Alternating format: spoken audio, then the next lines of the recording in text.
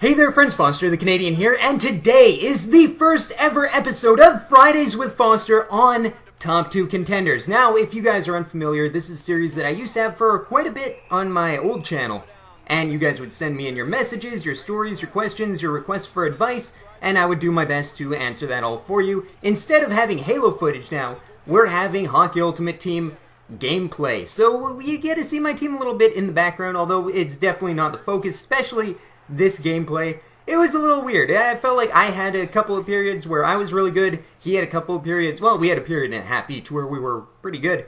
But yeah, it was an interesting game, so hopefully you guys enjoyed that. And let me just go over a little bit, because this is the first episode, how this works. So you guys send me your messages over at this new email address that I've set up just for Fridays with Foster, fridayswithfoster@gmail.com.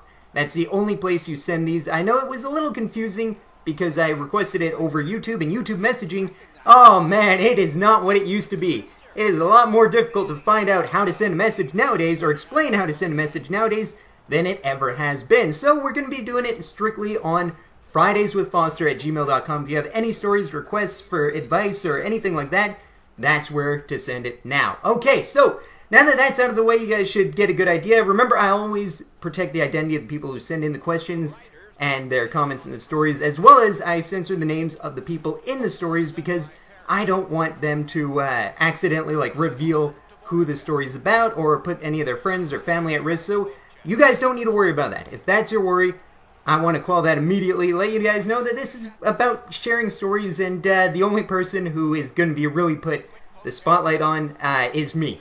So any of my stories that I share with you guys, it's, I'll probably protect the identity of my friends and family, but you'll know all the ridiculous things that I've done, said, and been a part of. So hopefully you guys enjoyed this, and let me know if you want to see more Fridays with Foster. And let's get started with the very first story. Alright, the inaugural episode of Fridays with Foster is kicking off with the first story of the first episode. I know that it's not really significant, but to me it is. Hey dude, so in the summer me and my buddy were hanging out and chatting, so then we decided to prank call some places.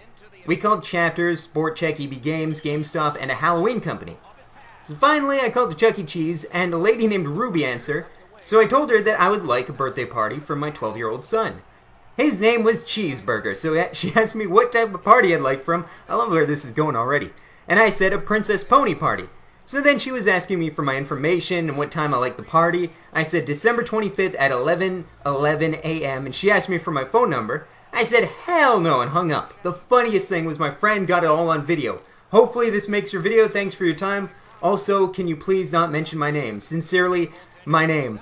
I thought that was pretty funny, by the way. But yeah, no names are mentioned. Like I said at the beginning, don't need to worry about that ever, because your guys' privacy is really important to me, and I want to make sure that you understand that. Oh man, this actually, I used to be I used to torment people with prank calls. That used to be my favorite thing in the world. Once I learned the old "is your refrigerator running?", I could not stop calling people and prank calling. And this was before caller ID was really big, so, I was like 8 years old or whatever. Loved it. Nowadays, you get in trouble for prank calls. Personally, you're just wasting time. You're not really, it's not hurting anyone. It's not like pranks on YouTube now where they go up and try to get either them to assault them or ruin their day. Sometimes, ruin a little bit more than just their day. It's just a prank call. It's fun. As long as it's, in a lighthearted manner, the way that yours was, calling up Chuck E. Cheese saying that you had a kid named Cheeseburger. Fantastic, by the way. I like that a lot. But it does remind me, my friend got walkie-talkies once. This isn't really a prank call. It's a story that I've never shared before. My friend got walkie-talkies one year for Christmas, and we started using them. And we're using the walkie-talkies, all of a sudden, we hear these girls' voices. And we're probably like 10, 11 at the time. We hear these girls' voices on the other end. We're like, oh man, we're talking to some girls now. What do we say? And he starts, asking them, bizarre questions, have you ever been to the moon? That kind of, just, childish stuff. And I was like, alright, I know how to do this. Hey, so, how big are your chicken breasts? And my friend just starts dying. He just dying, roll on the floor laughing. I know now that was just, the dumbest kid thing to say, but their response, they gave an actual, cup size. Because they were older girls, and, we were obviously just kids. They were probably just messing with us as much as we were trying to mess with them. And I'm like, what does that mean? What does that size mean? Do they not come in small, medium, and large? I don't know. I don't know how to handle this information. And that's the day I found out that cup sizes were a thing. They weren't measured the same way that McDonald's cup sizes were. But thank you for sharing that story. If you guys, by the way, if you have any pranks that you've done in the past that you really like, send them in. In fact, I'm going to give you guys a free one. I'm going to give you guys a free one because a few years back I did this to my sister and it was one of the funniest moments of my entire life. So what you do is you take, oh man, I'm going to ruin so many people's showers. What you do is you unscrew the shower head, right? And you clean it out, make sure there's not a drop of water. If there's even a drop of water, it ruins the entire thing because it will drip. But you clean the entire shower head out, you make sure it's dry, and then you get like a packet of Kool-Aid, and you just pour it in. Preferably cherry because it has the best effect. It also smells the best. So you pour the cherry Kool-Aid in the shower head, you screw it back on, and then you just wait. That's what you do. Now, I did this on April Fool's Day years ago. It didn't actually pay off on April Fool's Day because my sister apparently is just a dirty person who doesn't like to shower often. It happened the day after. And, you know, I'm eating breakfast or whatever. I hear the loudest scream in the entire world. My mom runs in, she's freaking out. What's going on? What's going on? My sister is like, I don't know what happened. And so what happened was when she turned it on, obviously, it mixed with the crystals from the packet and shot red all over the shower. But because it was in there so long, it like clotted, so it looked like really old blood just shot out of the shower at her. And she's screaming and freaking out. My mom's going, what's happening? Andy, do you know what's happening? And I'm like dying in laughter, and they're both angry because they don't understand what's happening to them. The entire world is just collapsing in on itself because blood shot out of them. And I'm crying, and she's going, what did you do? What did you do? Eventually I admit that, you know, I put Kool-Aid in the shower head. By the way, one of the best smelling pranks of all time. Cherry Kool-Aid? Ooh, it smells good. So that's a free one you can do. Just make sure that you clean it up after. Just make sure that you're the one that cleans it up. And that way that, you know, it's a little bit, it's fair, you know? But yeah, that was one of my personal favorite pranks. That's yours now to use on your family members as you wish. Alright, let's move on to the next story. Alright, now story number 2, or question number 2, or, well, thing number 2. I'm not sure how to categorize these, but story number 2.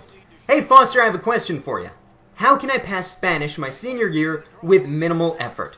Love your channel. Thanks for taking my question. Your sub, Blue Box. Because, you know, I gotta keep the names private. So basically, the way that you can pass Spanish your senior year with minimal effort, this is gonna sound bizarre. But I did this for a little bit with French. I didn't take it in high school, but it did help quite a bit in middle school.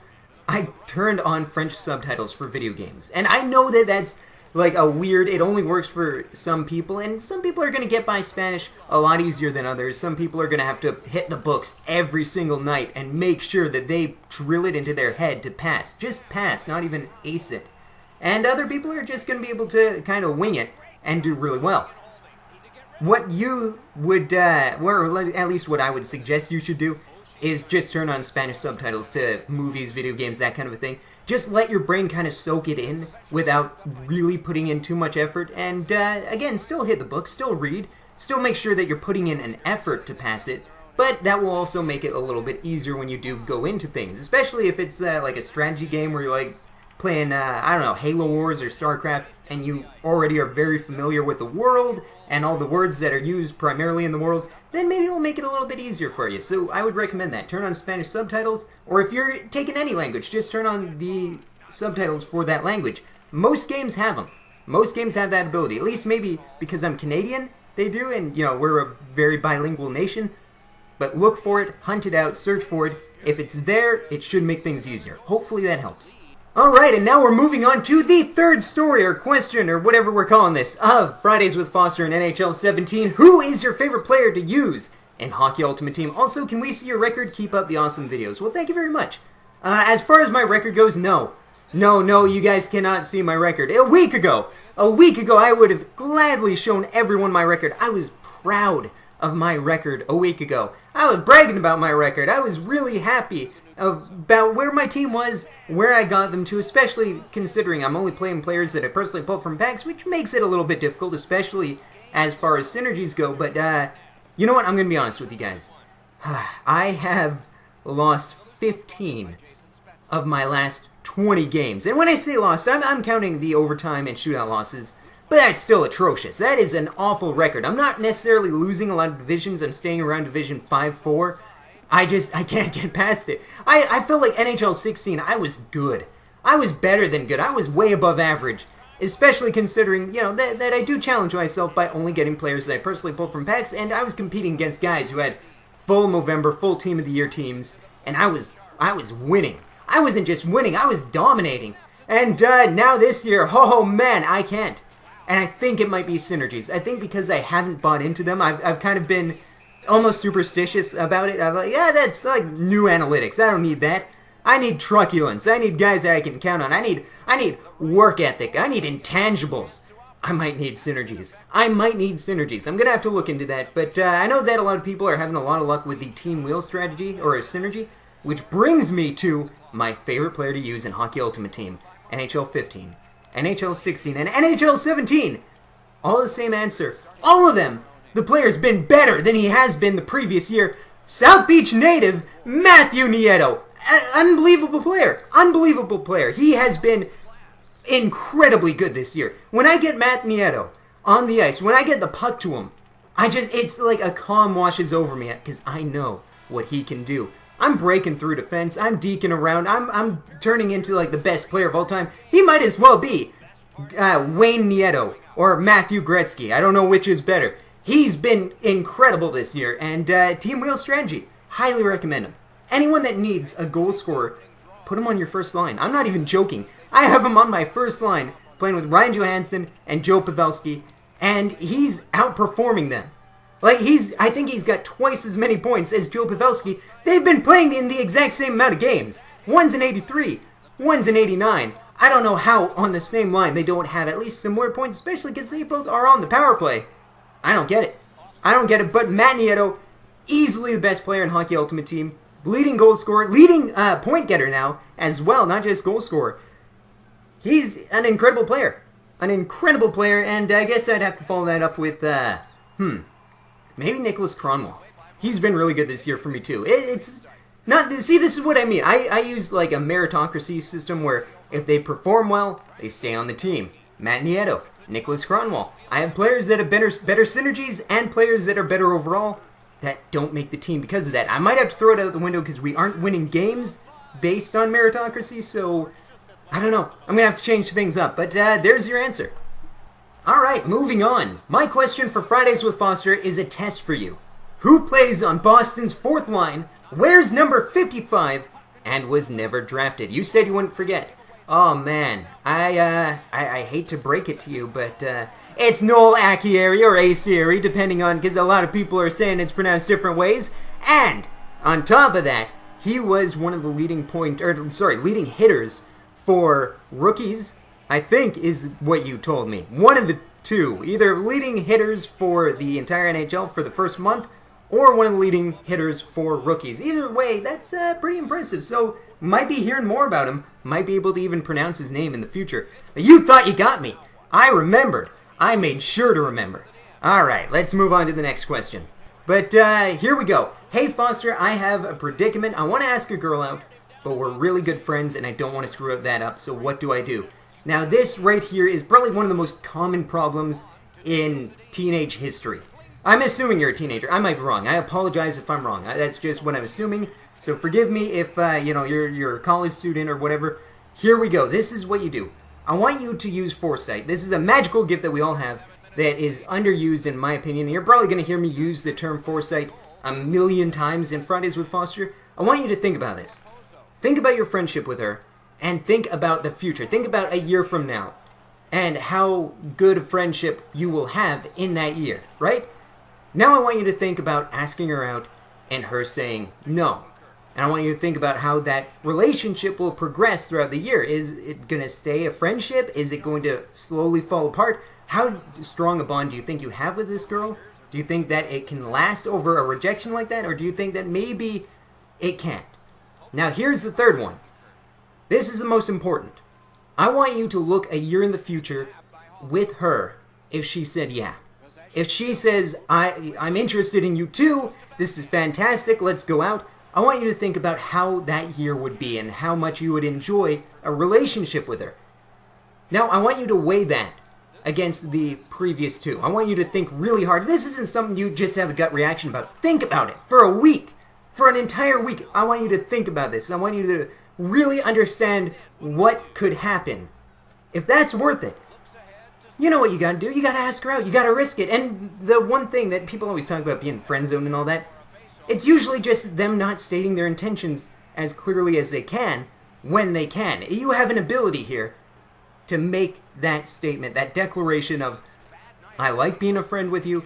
I really would appreciate maybe more of a relationship. If not, that's totally fine. You don't need to reciprocate. We can still be friends. Just know that I have these feelings for you that are likely not going away. If you can handle that, I can handle it, and we'll still be friends. Is what you have now worth risking for what you hope to have? And I think for most people it is. Honestly, if coming from me, I think for most people it's worth the risk. So my advice would be, you just gotta lay it out there. You just gotta say, look, I've got strong feelings for you, and I'm not sure if you reciprocate. I need to put it out there. But just know that I think you should go for it, and if worst comes to worst, then you've got a friend here that will talk to you. And friends in the comments section. You don't even need to tell them. You just be like, hey, anyone want to play Hockey Ultimate Team? Start a friendship there. Because remember, everyone watching this video has something in common. We all play NHL. Or at the very least, we all enjoy NHL. Let's put it that way. We all enjoy watching, playing, or at least something involved with NHL or the NHL series from EA. So you got a good support group here of like-minded people. And remember, you can always fall back on that. Alright friends, I screwed up a little bit when I requested your guys' help. Although I did get the stories that I needed to make this video possible, I didn't actually tell you guys in the video, the follow-up video, not to leave it in the comments section and just send it to fridayswithfoster@gmail.com. But because of that, you guys left some questions in the comment section, which is actually okay. The questions are, I'm fine with your identity being shown. No one shared any weird stories that could possibly harm them or their friends. So I'm just going to go through rapid fire style all of the questions that you guys asked me, and hopefully you enjoy. Alright, the first question, how long have you played Hockey Ultimate Team? Since NHL 11. The moment they introduced it, I picked up NHL, I got in, my first card that I ever got was Braden Shen, that's why he's been on my team every year. Not in NHL 17 yet, but the moment I pull him, he's going to be on there. Have you ever played hockey, and do you have any player suggestions in HUT? I have played hockey. I used to be a goaltender, and I had a tremendous time doing that. And do I have any player suggestions in HUT? Absolutely. Nicholas Kronwall, Jacob Voracek has been fantastic. Daniel Sedin and Phil Kessel have like crazy chemistry together for me for some reason. Matt Nieto, obviously, but the two goalies, because I see a lot of people like, what goalie do I use? Jacob Markstrom, Peter Mrazek. Those are your go-to. Use those goaltenders. And I know a lot of people use Halak as backup to get the team wheel going, but if you need a starter, I would go with Markstrom or Mrazek. What's my favorite hockey team? Now I'm going to get a dislike on the video because my favorite hockey team is the Vancouver Canucks. I love them. I can't not love them, and I'm sorry. I know that a lot of people don't like the Canucks, but I love them. How old am I? I don't know. It changes every single year. It's crazy. Last time I checked, I was somewhere in my early to mid-20s, something like that. Did I like high school? No! It was awful! Oh, man! People kept telling me the entire time, oh, you're going to look back, it's going to be the best time of your life. Then, no! No, they are liars! Oh, man, it might be the best time of your life. I don't know, but for me, it was just brutal.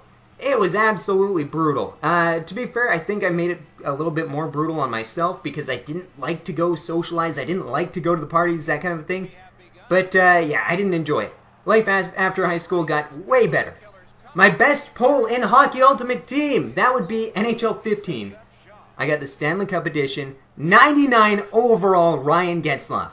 I don't think I've ever pulled anything that crazy since. It was going for like 1.2 million or something crazy like that when I pulled it. It was insane.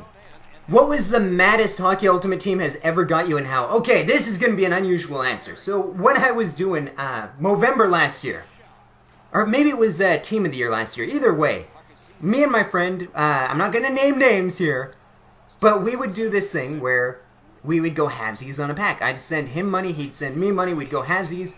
And then if I was sending him money, I'd get the second best player. If he sent me money, he'd either get the second best player or half the value of the pack, I go halvesies with him.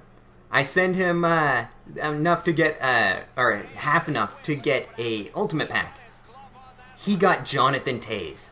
And he's freaking out, screaming, because he just pulled Jonathan Toews. And I'm excited for him. And I'm like, what's the best player? Tyler Johnson. So he got Jonathan Toews. I got Tyler Johnson. Best 12 bucks I ever spent. Oh, man. Where would I rank the Winnipeg Jets? Actually, I would rank them pretty high. I know that right now their record doesn't reflect how elite I see them, but oh, man. Everything about them right now I like. I like the guys that they got coming up. I like the young guys. Patrick Laine, I was saying it for the entire lead up to the draft. Patrick Laine, I would rather on my team than Austin Matthews. And I know everyone no, centerman, you got to go with the centerman. I realize that. You got to have that two-way game, that complete player. And Austin Matthews is that. I like the excitement. I like the electricity of Patrick Laine. He's unbelievable. Imagine if Teemu Selanne and Alex Ovechkin had a weird, messed up looking baby. That's Patrick Laine. Fantastic. Alright, so some background on the history of my channel. Alright, so when I started this channel, I started it with my buddy Two Shots Gaming, who right now he's dealing with a bunch of other projects, doesn't have a whole lot of time to dedicate to Ultimate Team and Madden or anything like that. He might return though, you never know. But yeah, I started this with him because I was doing NHL 15 on my personal channel, and I felt like it was enough to stand on its own, and I wanted to move it to a place where it could really grow, and it has. I mean, I used to get 50 views a video. Now it's 500 would be considered kind of average for me. So yeah, that's the history of the channel. Alright, now we got a string of questions here, which all are fantastic. Have you ever been detained by police? No, I have not. I'm one of those weirdos that really respects authority, and I'm like, oh man, those police officers, look at them keeping me safe.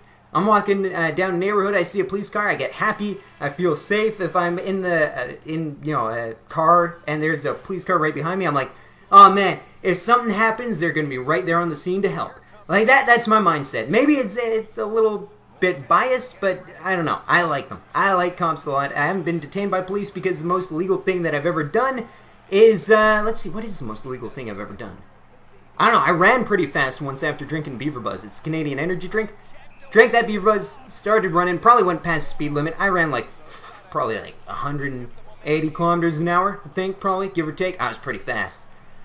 Do I play hockey? I do. Well, I did. I haven't played in a while. What was my first NHL game? You mean actually going to an NHL game or watching one? Because, yeah, I actually haven't ever been to an NHL game. I know that it's sacrilege, but I haven't been able to get to go to one. And finally, where am I from? Based on my last name, my heritage, I guess, is what you're asking. Very Canadian. I'm like a 7th generation Canadian, 6th or 7th generation Canadian, but before that, my family came from Scotland. So that, I guess, explains the crazy hairy beard and weird ability to grow facial hair. But yeah, hopefully you guys have enjoyed Fridays with Foster, the first Fridays with Foster on this channel, and it actually looks like I don't have to edit too much, which is cool. Hopefully you enjoyed watching this. Until next time, this is Foster the Canadian. Remember to send your stories to fridayswithfoster@gmail.com. Link is in the description. And I need you guys to help with this series and keep it going. Till next time, this is Foster the Canadian, saying until next time about 100 times before the end of the video. See ya.